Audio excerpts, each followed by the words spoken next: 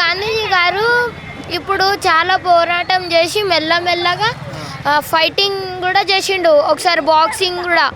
Britishers ఒకసారి ట్రైన్లో ఉన్నారు కదా గాంధీజీ గారు, అప్పుడు ఏం చేసిండు, ఆయన చాలా బ్లాక్ ఉన్నాడు, ఈడ అవసరం లేదు, ఆఫ్రికా కూడా పోయినాడు.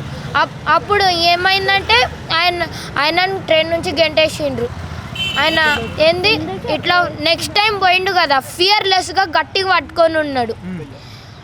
తర్వాత ఏం చేసిండు, సో వాళ్ళు పడేయలేకపోయిండ్రు.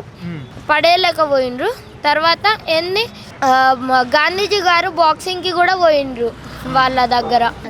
ఫ్రీడమ్ ఫైటర్స్ గురించి రెగ్యులర్ చదువుతావా, బుక్స్ చదువుతావా? మా డాడీ తెస్తూ ఉంటాడు, నేను చదువుతూ ఉంటా ఒక్కొక్కసారి. ఇంకేం బుక్స్ చదివినావు?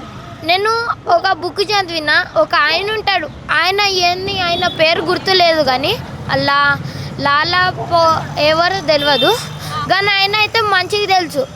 ఆయన చిన్న స్టేట్లు ఉన్నా కూడా భయపడకుండా ఫియర్లెస్గా స్ట్రైక్ చేసుకుంటూ వచ్చిండు. మాకు ఇది బ్రిటిషర్స్ వద్దు, చిన్న నుంచి పెద్దగా అయితే అంత ఏంది మాకు ఫైనల్గా ఫ్రీడమ్ దొరికింది బ్రిటిషర్స్ తోటి.